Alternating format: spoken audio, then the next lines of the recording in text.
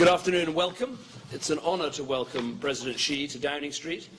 This state visit, in which the President of China is spending almost a week here in Britain, marks a key moment in the relationship between our two countries.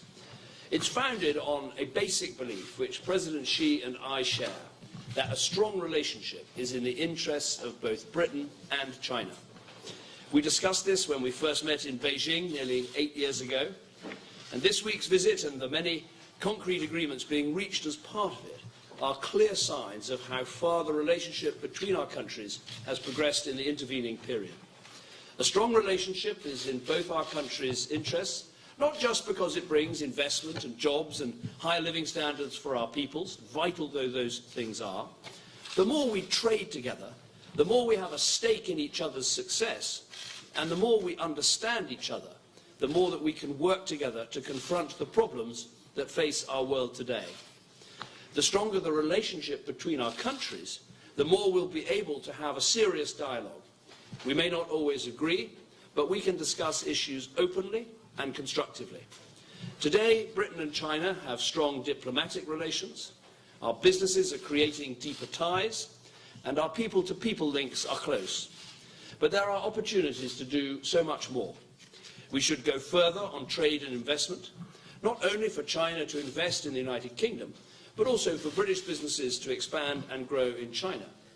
We should increase our financial and economic cooperation with the UK as the partner of choice for China in the West. And we must do more to work in partnership on the global issues that affect us both, from climate change to tackling poverty, and global health issues, working together to combat instability and extremism. As President Xi said yesterday, our task is now to seize these opportunities, and I'd like to say a word on some of the key areas for cooperation. First, trade and investment.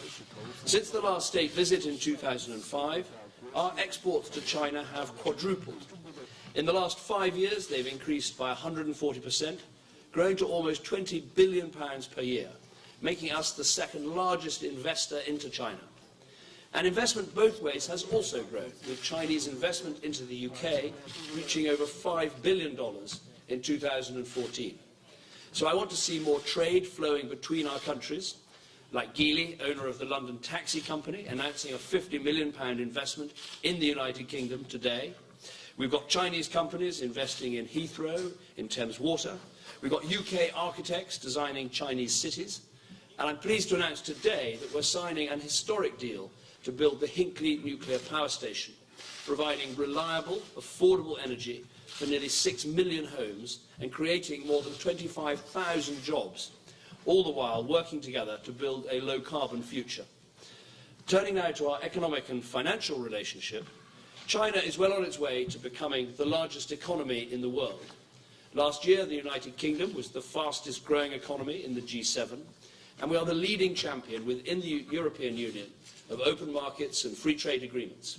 Here again, we're determined to take our relationship to the next level, including through the Asian Infrastructure Investment Bank, which will be of enormous benefit to the region, as well as opening up more opportunities for British business to help drive growth and jobs. And we were the first Western economy to issue an RMB bond outside China, which will be of great benefit to London. Today, President Xi and I have discussed how we can build on these ties through the UK-China Infrastructure Alliance. This will place UK firms at the forefront of opportunities to work with Chinese companies on infrastructure projects, including President Xi's One Belt, One Road initiative and our own Northern Powerhouse. We've also discussed the excess global supply of steel and how we can tackle it. But our relationship goes beyond trade and investment. China and Britain are both global powers with a global outlook. We share an interest in a stable and ordered world in which countries play by the rules and work together to address threats to our security and to our prosperity. We've discussed today how, as permanent members of the Security Council, we can deepen that cooperation across the board. We've already worked together successfully to deliver an agreement to stop Iran from developing a nuclear weapon. And we've talked about some of the less familiar challenges we now face, such as how to tackle antimicrobial resistance, where the UK is a world leader. And I'm pleased today to announce that we have established a new fund to support vital research and development on this issue.